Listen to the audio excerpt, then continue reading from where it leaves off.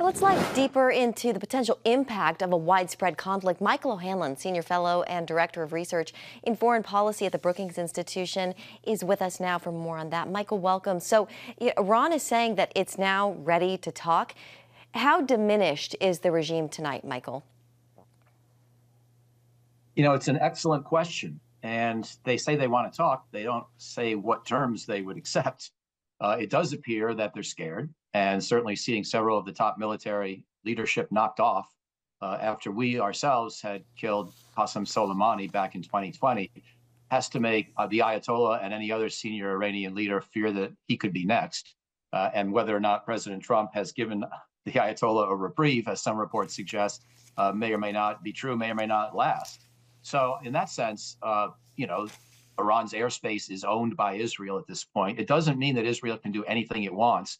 And in particular, I'm not sure if Israel can really get deep enough to destroy the uranium enrichment facility at Fordo. I'm not even sure we could, frankly, but certainly Israel is going to struggle. However, Israel seems to be in a position to just keep attacking indefinitely. And of course, it has American help in defending its own airspace and own people from Iranian retaliation, although it's not a perfect defense. Yeah. So you add all that up, and I think Iran would like to talk. I don't know that they're going to roll over. Michael, how long do you think Iran can hold on? Indefinitely. I think that these kinds of attacks are going after the crown jewels of the country's nuclear technology and, to some extent, its brain trust. But in terms of the ability of the people to survive, I mean, Israel's making it pretty clear. I think in one of your reports, Israel trying to draw a contrast between the fact that they are attacking only military targets inside of Iran, whereas Iran is retaliating against Israeli civilian population. And so to the extent that that means the Iranian economy is still sort of chugging along, I think Iran could hang in there for quite some time. And I think Israel could keep attacking for quite some time. As you know, there was initially last week talk about a 14-day air campaign, but I wouldn't be surprised if it's more. I wouldn't be surprised if it's less. Michael, what would it look like if the U.S. gets drawn further into this conflict? Well, that's an excellent question. If the presumed goal is the destruction of the Iranian nuclear weapons program systematically and categorically, then I still question the conventional wisdom that says even the United States could do it from the air alone.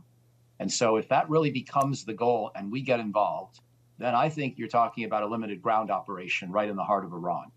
Now, it doesn't mean we'd have to do a big fight against the bulk of the Iranian military. And I'm not predicting this will happen. I'm just trying to follow through on the logic of your question. If we did get involved with that goal, I think there might be a need for a special forces raid with also a perimeter defense created to keep out Iranian reinforcements while we do the raid and keep a big air cover in the meantime. That's one way to think about a possible American role in this conflict. I don't think it will come to that, but it could.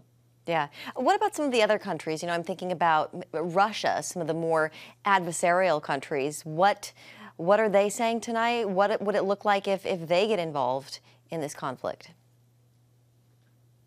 It's a good question because the first instinct is to say we really don't have to worry about it because Russia's bogged down with its own war and it doesn't tend to get involved in Middle East conflicts where the United States or its partners or Israel are already involved. On the other hand, we've been surprised before by Vladimir Putin, and he did enter the Syrian civil war in 2015 in a pretty effective way that helped keep President Assad in power there for about 9 years.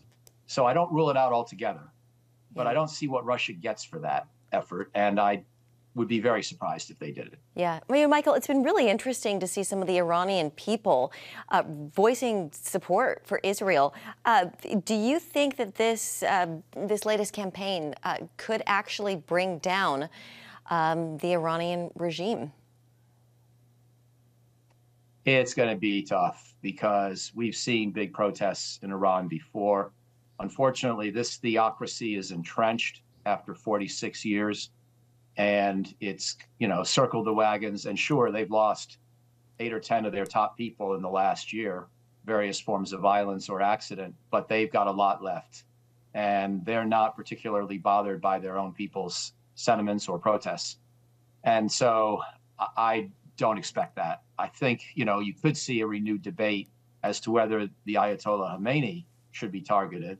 And in any event, I don't expect him to survive that much longer because he's quite old and frail. But I think that the Iranian regime, the theocracy, will probably replace from within. One hopes they would have a little bit more interest in moderating their behavior so that they could improve their standing in the world and their economy. And they've lost so much influence in the region, maybe their ambitions have been taken down a notch or two. But they also could desire revenge and pursue that. So unfortunately, I think this regime is still pretty dangerous. Okay. Michael O'Hanlon with the Brookings Institution. Michael, always good to have you on. Thank you.